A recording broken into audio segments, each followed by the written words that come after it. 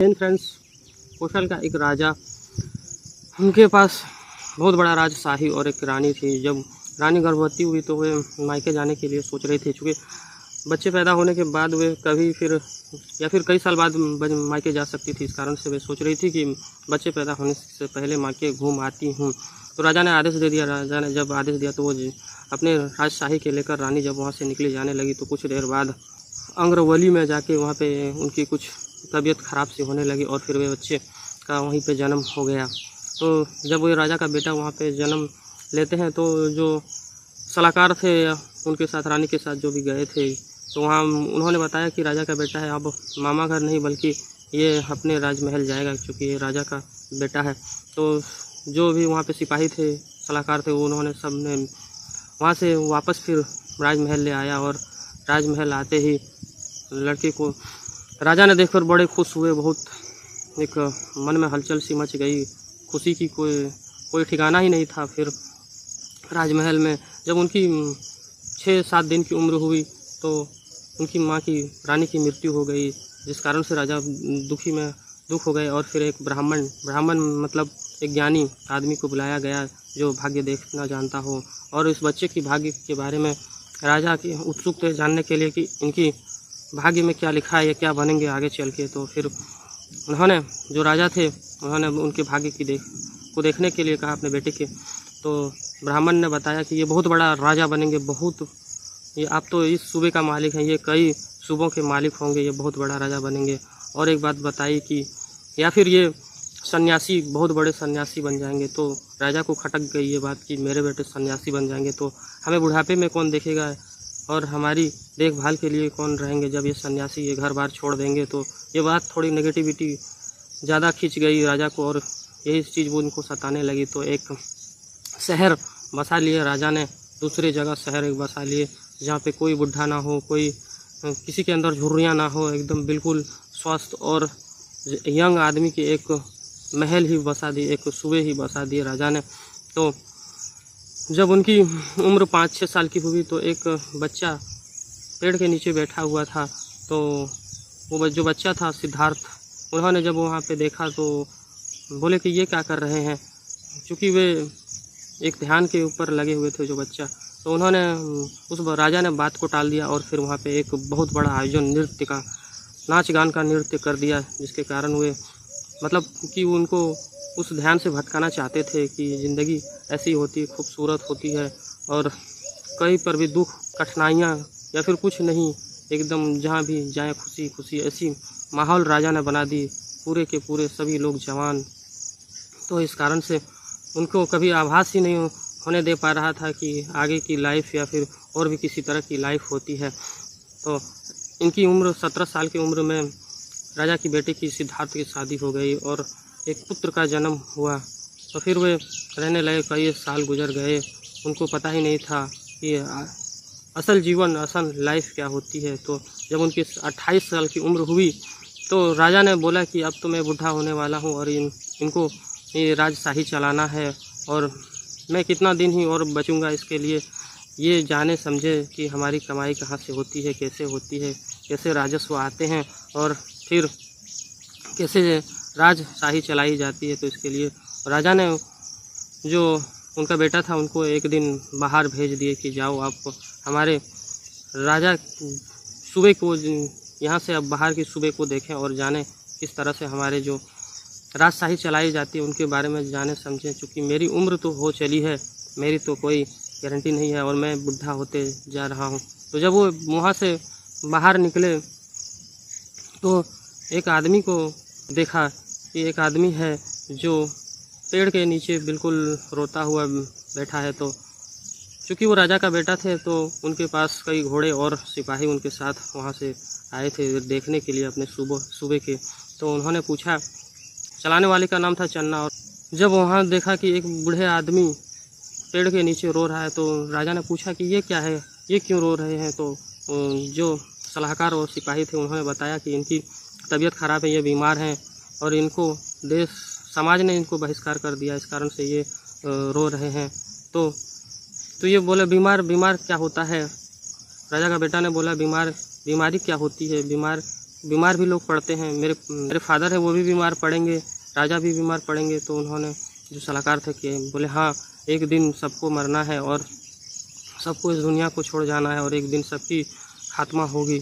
तो उनको एक अजीब सी फील महसूस हुआ। फिर वहाँ से आगे बढ़ा तो उन्होंने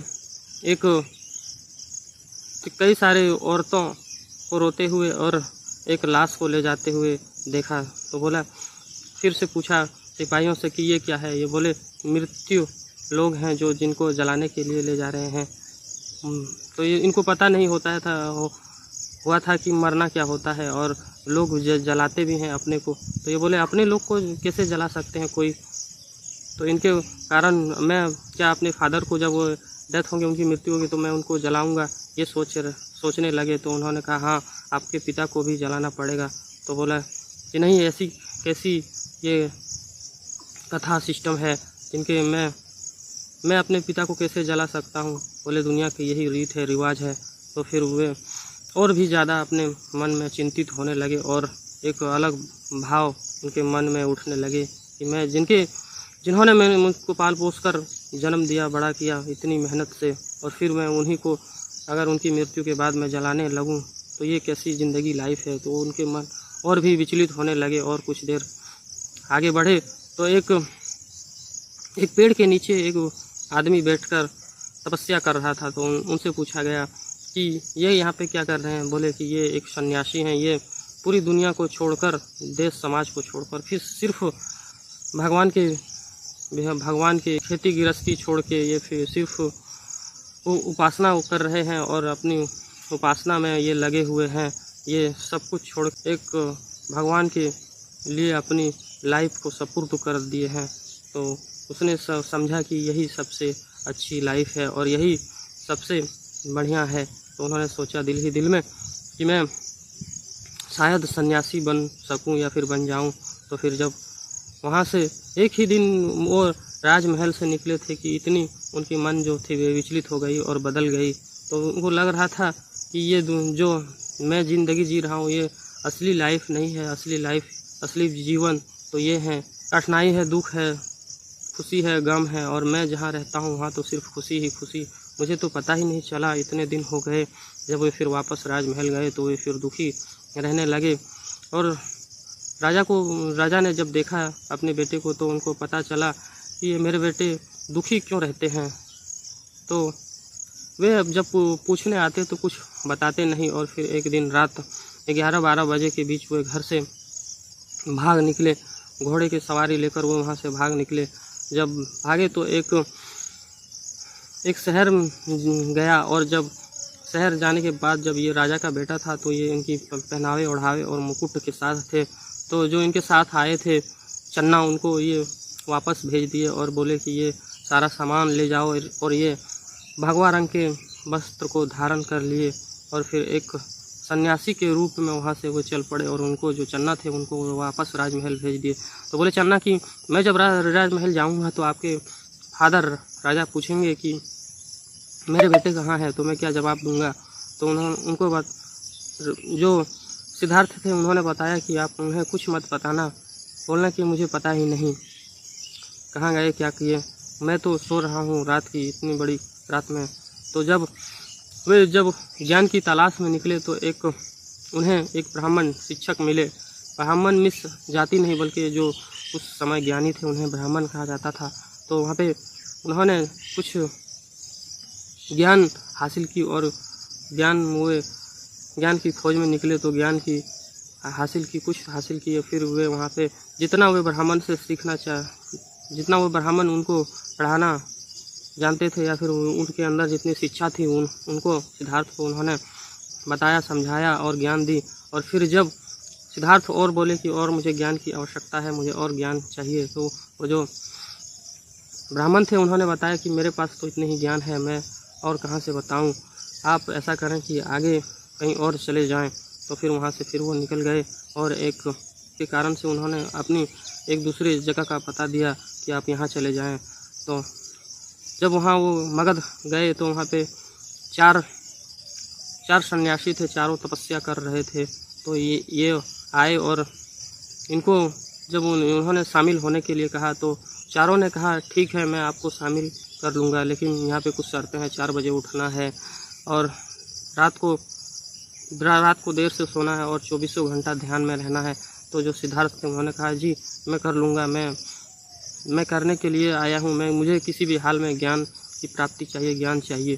तो ठीक है, उन्होंने कहा ठीक है, आप अगर यहाँ रहना चाहते हैं तो हमारे साथ रह सकते हैं। फिर पांचों मिलके रहने लगे। एक दिन की बात है जब वे कहीं पर गए, शिकार में गए, क्योंकि खाने पीने की भी इंतज़ाम करनी पड़ती थी। तो वहाँ पे जब वो क्योंकि चारों पांचों एक दिन गए शिकार के लिए गए, तो ये जो सिद्धार्थ था इनकी तबीयत कुछ ख़राब थी तो ये नहीं गए और पांचों वे लोग चले गए। तो पास में कहीं पर एक फंक्शन हो रहा था, तो किसी लड़की ने सिद्धार्थ को लाके खीर दिया, तो उसने खीर को खा लिया, क्योंकि वो दिन भर के भूखे थे और बीमारी थी, इस कारण से भूख भी बहुत तेज लगी थी। तो उन्होंने खीर खा ली। जब वो उनके दोस्त पांचों आए तो पूछा कि हम लोग सुबह से भूखे हैं, आपकी खाने की तैयारी की जाए। और फिर उन्होंने खाने की तैयारी करने लगे। तो इन्होंने सिद्धार्थ बोले कि मैं खाना खा चुका हूँ, एक यहीं पे कहीं पे समारोह था, किसी लड़की ने मुझे खाना ला के दिया और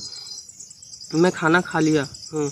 तो जो वो पांचों थे, वो पांचों ने कहा आप एक गृहस्थ आदमी और घर के किसी लाए हुए भोजन को ग्रहण किया, तो आपकी जो तपस्या है वो भंग हो गई, आप यहाँ से निकल जाएं, नहीं तो हम लोग जो पांचों हैं इनकी भी तपस्या आप भंग कर देंगे। और फिर वहाँ से जबरन वहाँ से उनको निकाल दिया गया। और फिर ये चलते गए। फिर इनको लगा कि अब तो मुझे दुनिया से धोखा ही मिल गया, चूँकि जब वहाँ थे पांचों लोग तो पांचों लोग मिलके साथ रहते थे, तो अब ये रहने वाला कोई नहीं था। तो ये एक पेड़ के नीचे ये बैठ गया और वहीं पे 5 दिन तक भूखे प्यासे वहाँ पे तपस्या करने लगे। और जो उनके मन में सवाल थे कि आखिर इन सवालों का जो ज्ञान की जो बातें थी, उनके सवालों का जवाब कौन देगा। और अब तो जो ब्राह्मण थे वो तो अलग रहने, जो 5 और थे वो अलग रहने लगे और फिर ये अलग रहने लगे। तो जब ये सोचकर वो सोचने लगे कि मेरे सवालों का जवाब कौन देंगे, तो ये और दुखी होने लगे और फिर अपने अंदर से एक साधना जगाई और उस पेड़ के नीचे बैठे रहे। और जो इनके सवाल थे वो धीरे धीरे सवालों के मन ही मन में जवाब आने लगे और फिर ज्ञान की प्राप्ति हुई। जब ज्ञान की प्राप्ति हुई तो फिर वो वापस आए उसी जगह जहाँ पे वे 5 सन्यासी थे, वहाँ पे आए। तो उन्होंने बताया कि मुझे ज्ञान की प्राप्ति, सिद्धार्थ ने बताया कि मुझे ज्ञान की प्राप्ति हो चुकी है। तो उसने बताया कि हाँ, अगर आपको ज्ञान की प्राप्ति है तो मेरे इन सवालों का जवाब दे दें। पांचों सन्यासियों ने पूछा और जब सवाल पूछे तो जवाब वो देने लगे, तो फिर वे गौतम बुद्ध कहलाए और सबने मान ली कि हाँ, इनके अंदर ज्ञान की प्राप्ति हो चुकी है, क्योंकि ये जो भी सवाल वो सन्यासी लोग कर रहे थे उनकी पूरी तरह से ये जवाब दे पा रहे थे और इस कारण से वे भगवान गौतम बुद्ध कहलाए।